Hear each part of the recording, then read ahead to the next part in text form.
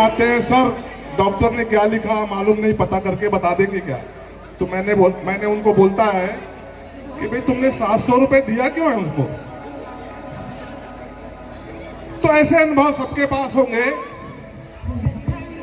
कल्पना कीजिए कि कोई डॉक्टर लोगों को समझाने के लिए अपनी एडवाइस प्रिस्क्रिप्शन, जब तक तैयारी हो रही है, मैं ये बात कह रहा हूं आपको, स्टेज के पीछे तैयारी चल रही है, अगर अपना प्रिस्क्रिप्शन कविता के रूप में वो लिखे, एडवाइस करे मेडिसिन, तो वो कैसे एडवाइस करेंगे?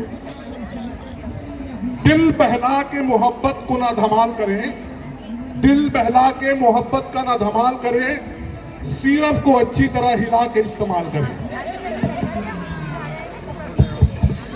दिल मेरा टूट गया, उठी जब उसकी डोली, सुबह दोपहर शाम बस एक ही गोली। तो ये हास्य था। दिल, अगर वो डॉक्टर इतवार को अपना क्लिनिक बंद रखता है तो वो ऐसा लिखेगा कि दिल मेरा इस करने पर रजामंद रहेगा, इतवार को यह दिन अस्पताल बंद रहेगा।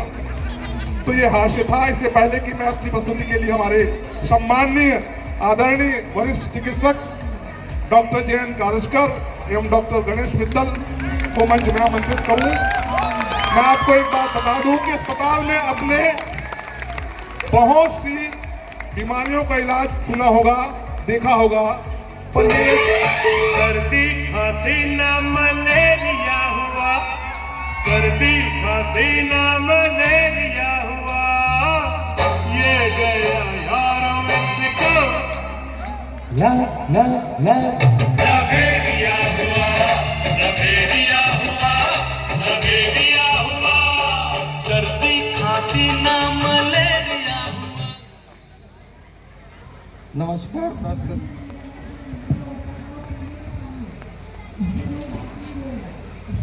नमस्कार दर्शकों। आज एक लंबे अंतराल के बाद हमारे बीच उपस्थित है प्रख्यात लवेरिया विशेषज्ञ डॉक्टर लव कुमार मित्तल।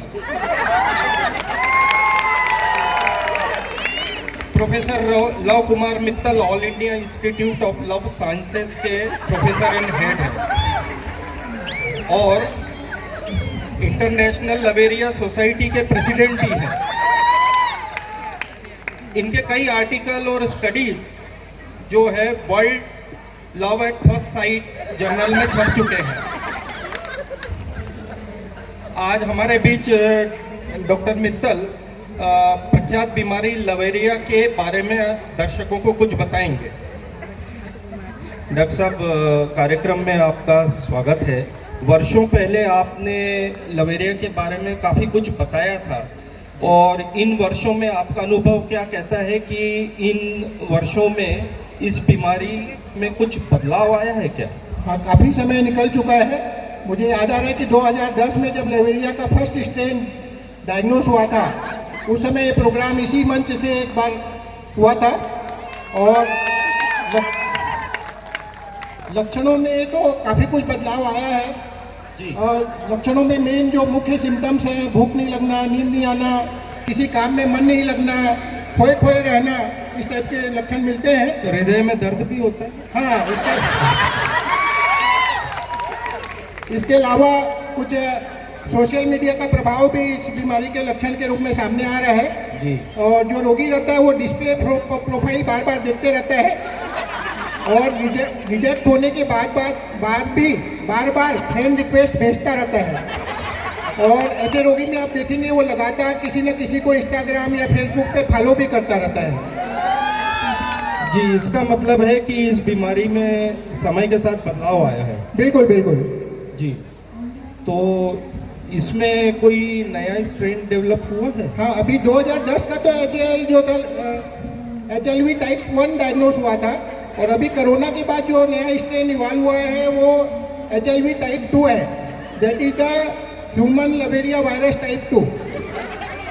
और पहले जो मरीज थे वो जगजीत सिंह के जो गजल वगैरह गाते थे, अभी आप उनके मोबाइल में देखोगे तो पूरा एल्बम मिलेगा आपको। जी, दर्शकों को जानना ज़रूरी है कि ये जो वायरस है इसका संक्रमण कैसे होता है या फैलता कैसे है ये? ज़्यादातर मरीजों में तो आंखों के द्वारा इसका संक्रमण हो जाता है। करीब करीब 70% संक्रमण का जो ट्रांसमिशन है वो आंखों के द्वारा होता है। जी 5% करीब करीब वो स्पॉन्टेनियसली हो जाता है और करीब 25% में फेसबुक, इंस्टाग्राम ये सब के द्वारा फैल रहा है। अच्छा, आप क्या समझते हैं कि ये लवेरिया कितने प्रकार का होता है? मेनली 4 वैरायटी डायग्नोस हुई है अभी तक। एक्यूट वैरायटी, क्रॉनिक वैरायटी और इसके अलावा एक 15 डेज सिंड्रोम भी मिलता है और एक चौथी वैरायटी जो है वो फ्लक्चुएटिंग। तो एक्यूट वैरायटी में तो जब आप किसी को देखोगे तो तुरंत हो जाता है और क्रॉनिक वैरायटी जो सालों साल चलता रहता है वो क्रॉनिक वैरायटी है। फ्लक्चुएटिंग जो वैरायटी रहता है वो सुबह किसी के साथ और शाम को देखा तो दोबारा संक्रमण। और एक 15 डेज सिंड्रोम भी होता है इसमें। 15 दिन तक सब कुछ ठीक चलते रहता है, फिर ब्रेकअप हो जाता है और फिर 15 दिन बाद फिर संक्रमण दूसरे के साथ हो जाता है। खास करके यंगस्टर में और बॉलीवुड में इसके काफ़ी एग्जाम्पल आपको मिलेंगे। जैसे फ्लक्चुएटिंग जो मिलता है ना वो शक्ति कपूर इसका एग्जाम्पल था और जो क्रॉनिक जो सिम्टम वाले पेशेंट था वो सलमान खान। अच्छा, अब डायग्नोसिस की अगर बात करें तो इन मरीजों में आप क्या जांचें करते हैं? जैसे बाकी बीमारियों में हम लोग रूटीन टेस्ट करवाते हैं, ब्लड काउंट करवाते हैं, CBC, ESR, RBS, urine test, वैसे ही इसमें भी लाइन ऑफ इन्वेस्टिगेशन वैसे ही करते हैं। सीबीसी में जो टीएलसी काउंट है यानी कि टोटल लवोसाइट काउंट काफ़ी बढ़े हुए मिलते हैं इसमें। अच्छा, और डीएलसी यानी कि डिफरेंशियल लवोसाइट काउंट वो भी बढ़ जाता है। ईएसआर भी काफ़ी बढ़ा हुआ मिलता है। और इसके अलावा हम लोग जब फंडस एग्जामिनेशन करते हैं तो होस्ट की जो है वो पिक्चर दिखाई देती है फंडस में। और सबसे जो इम्पॉर्टेंट एग्जामिनेशन है वो कार्डियोलॉजिस्ट के द्वारा हम लोग करवाते हैं। जैसा कि हम लोग सभी जानते हैं कि सामान्य स्वस्थ व्यक्ति में जी 2 हार्ट साउंड मिलते हैं, लब एंड डब। लेकिन जो लवेरिया के पेशेंट हैं उनमें डब नहीं पाया जाता, वो केवल लब मिलता है। केवल लग जी इसके अलावा जो यूरिन टेस्ट और भी करवाते हैं तो उसमें बेनेडिक्ट टेस्ट में रेड कलर यूरिन प्राप्त होता है तो कंफ्यूजन हो जाता है कि इसको डायबिटीज तो नहीं है करके। लेकिन डायबिटीज के पेशेंट को भूख बहुत लगती है और लवेरिया के पेशेंट की भूख गायब हो जाती है। तो इस तरीके से डिफरेंशियल डायग्नोसिस कर सकते हैं। और जहाँ तक स्टूल टेस्ट का प्रश्न है तो स्पेसिमेन ही प्राप्त नहीं होता, क्योंकि भूख चली जाती है ना, वो क्या हो जाता है। जी। अब जैसे आपने बताया कि लवेरिया का ये वायरस जो है कोरोना के बाद इवॉल्व हुआ है, जी। तो अभी आजकल कुछ नए टेस्ट भी कराते हैं क्या? एक्सरे में जो है ना दिल धड़कता हुआ दिखाई देता है और जब हम लोग सोनोग्राफी करवाते हैं तो लाल रंग के 2 हार्ट चिपके हुए दिखते हैं। एमआरआई भी करवाते हैं हम लोग तो जो फ्रंटल लोब है वो हाइपोप्लास्टिक हो जाता है। और इसके अलावा हम लोग मोबाइल भी चेक करते हैं तो उसमें टूटे हुए हार्ट का पिक्चर दिखाई देगा आपको। और जगजीत सिंह की जो सॉन्ग लिस्ट रहती है उसमें जगजीत सिंह का पूरा एल्बम मिलेगा आपको। तो वो डायग्नोसिस कंफर्म हो जाता है कि जी। इसको लवेरिया हाँ। हुआ है। मेरे ख्याल से आपका फोन बज रहा है। इंटरनेशनल डॉक्टर है ना, बहुत सारे फोन आते रहते हैं, कार्यक्रम के बीच में भी फोन आ रहे हैं। हाँ, मैं बात करता हूँ ना आपसे थोड़ी देर में, ठीक है ना? हाँ ठीक है, आप इन्वेस्टिगेशन रिपोर्ट भेज दीजिए पूरा। आप बुरा न माने तो मैं पूछूं किसका फोन आया था? नोरा फतेही का फोन था। क्या कह रही थी? हाँ वो ये सब भी वो बॉलीवुड का, जैसे मैंने बताया कि वो वहाँ ज़्यादा इन्फेक्शन फैल रहा है इन्वेस्टर के साथ साथ जी। तो 2 दिन पहले तापसी पुन्नू का भी आया था। ओहो। अब इतनी गंभीर बीमारी है तो इसका इलाज भी बहुत कठिन होता होगा। पहले तो इसका कोई इलाज ही नहीं था। यदि हम प्राचीन समय में देखें तो महर्षि विश्वामित्र को भी लवेरिया के 2-3 झटके मेनका की वजह से लगे थे। जी हाँ। और इलाज नहीं होने के कारण हीर रांझा लैला मजनू के किस्से पढ़ने को मिलते थे। लेकिन अभी चूंकि मेडिकल साइंस काफ़ी एडवांस हो गया है जी। और आजकल हम लोग मल्टी मॉडल थेरेपी इसमें यूज कर रहे हैं तो कुछ अच्छे रिजल्ट्स मिल रहे हैं हमको जी। और यदि वो एक्यूट मलेरिया का पेशेंट है तो उसको मल्टीप्लेक्स में दोस्तों के साथ रोज घुमाते हैं हम लोग। अच्छा। हर सैटरडे को पब में भी भेज देते हैं उसको। हाँ, मतलब हाँ, बिल्कुल ये बिहेवियरियल थेरेपी। हाँ बिल्कुल। हाँ, और इसके अलावा एक लेटेस्ट फोटॉन बीम थेरेपी भी आई है जिसके काफ़ी अच्छे रिजल्ट्स हैं और चेन्नई अपोलो में ये उपलब्ध है। सर वो प्रोटॉन बीम है आप शायद फोटोन बीम थेरेपी करते जी हैं। जी जी जी जी हाँ। तो ये फोटोन बीम थेरेपी में क्या करते हैं? ये पेशेंट को ना वर्चुअल प्लेटफॉर्म में ले जाते हैं और फिर उसको दीपिका और ये जितने श्रद्धा कपूर कैटरीना के पिक्चर बार बार दिखाते हैं उसको। अच्छा अच्छा। तो उसके कारण उसका जो पुराना वायरस है ना वो मर जाता है। हाँ हाँ जी। इसी को फोटोन थेरेपी कहते हैं हम लोग।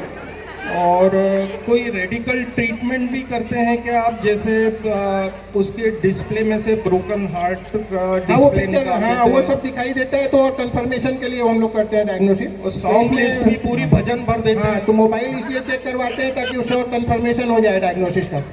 अच्छा, ये ट्रीटमेंट तो आपने एक्यूट वालों के लिए कर दिया। जी जी। अब क्रॉनिक लवेरिया जो कई सालों से चल रहा है उसके लिए तो और कठिन होता होगा। हाँ क्रॉनिक मलेरिया का ट्रीटमेंट वाकई काफ़ी कठिन है और इसमें फार्मेकोथेरेपी थोड़ा कम ही काम करती है। तो ऐसे पेशेंट की हम लोग मैरिज करवा देते हैं और उसके बाद वो थोड़ा सुधार होता है सिम्टम्स में भी। अच्छा, एक है ना फिनोमिना काफ़ी सुनने में आ रहा है आजकल, ये ई लवेरिया का। ऐसा लगता है भोजपुरी है, ई लवेरिया, ऊ लवेरिया, ऐसा कुछ है क्या ये? इसमें होस्ट सामने ही नहीं होता, फिजिकली सामने नहीं होता, लेकिन फिर भी ट्रांसमिशन तो हो जाता है। तो ये इंस्टाग्राम, फेसबुक, व्हाट्सएप जो ज़्यादा चलाते हैं उनमें खतरा ज़्यादा होता है। हाँ, वो सामने नहीं रहता है। अच्छा, अब कुछ प्रश्न दर्शकों से आए हैं जी जी। तो उसको ले लेते हैं। हाँ बिल्कुल बिल्कुल। तो एक प्रश्न, हाँ, ये मिस्टर सुनील जी हैं, ये कई सालों से ये प्रश्न पूछ रहे हैं। अच्छा अच्छा। वो पूछ रहे हैं कि शादी के बाद भी लवेरिया हो सकता है क्या? अच्छा, जहाँ तक मुझे याद आ रहा है ये सुनील जी होनोलुलु वाले सुनील केडिया जी होंगे। काफी जिज्ञासु प्रकृति के हैं वैसे। जी जी, आप जानते हैं उन्हें? पहले भी इन्होंने बहुत प्रश्न पूछे हैं। जी जी। तो सुनील जी से मैं एक ही बात कहना चाहूँगा कि यदि घर में होता है तो फिर ठीक है, और यदि बाहर होता है तो सावधानी बरतने की आवश्यकता रहेगी इसमें। अच्छा, तो सावधान रहें, स्वस्थ रहें, सतर्क रहें, थोड़ा सा तो अच्छा रहेगा। अच्छा। हाँ बिल्कुल। नहीं तो कोई कॉम्प्लिकेशन होने की हाँ संभावना? बड़े गंभीर कॉम्प्लिकेशन आ सकते हैं। जैसे हाँ वो इसमें गमलाइटिस वगैरह हो सकता है। गमलाइटिस? हाँ वो उसका मतलब फिजिकल इंजरी वगैरह गमला फेंक के मार देती हैं पत्नियाँ। हाँ, उसके कारण जो सूजन आ जाती है ना, उसके लिए कहा घर गया पे है। जो चीजें हैं जैसे हाँ झाड़ू बिल्कुल, भी, हाँ बिल्कुल। झाड़ू ब्लास्ट। तो घातक अस्त्रों से दूर रहें यदि माने जैसे घर में भी। जी जी जी। अच्छा, एक और सवाल ले लेते हैं सर। बिल्कुल बिल्कुल। ये कोई जयंत जी ये पूछ रहे हैं, लवेरिया किसी भी उम्र में हो सकता है? हाँ किसी भी उम्र में हो सकता है वैसे तो जी, लेकिन उम्र दराज व्यक्ति को यदि होता है तो उसको एक बार मेडिकल चेकअप पहले करवा लेना चाहिए। हाँ हाँ। TMT वगैरह, इको है, ये सब जरूरी है। अच्छा अच्छा। आपको एक एग्जाम्पल बता रहा हूँ मैं साउथ का। आंध्र प्रदेश के एक मुख्यमंत्री हुआ करते थे NT रामाराव। जी जी।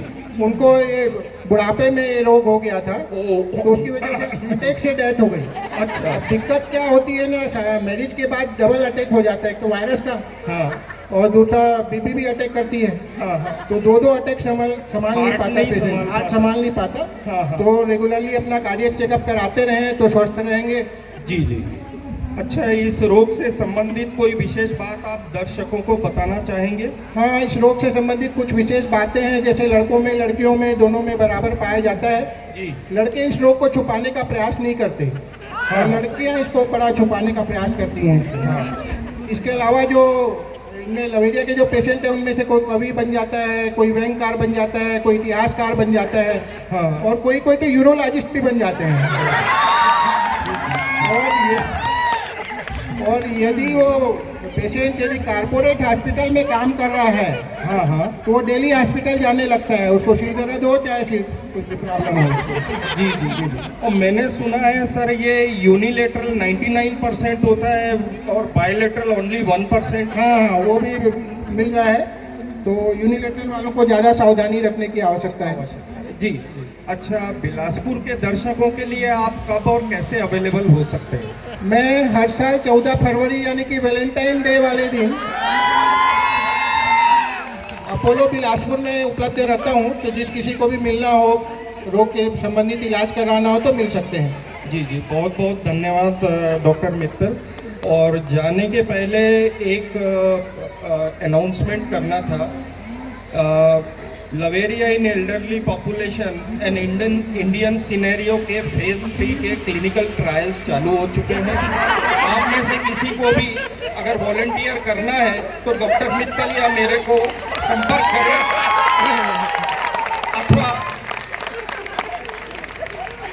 अथवा यहाँ पे रजिस्ट्रेशन करवा सकते हैं। धन्यवाद doctor Mittal, thank you very much. और अब अलविदा लेते हैं। Thank you. जोरदार तालियां हो जाए। कैसा लगा? तालियों की जगह हाथ से बताइए कैसा लगा?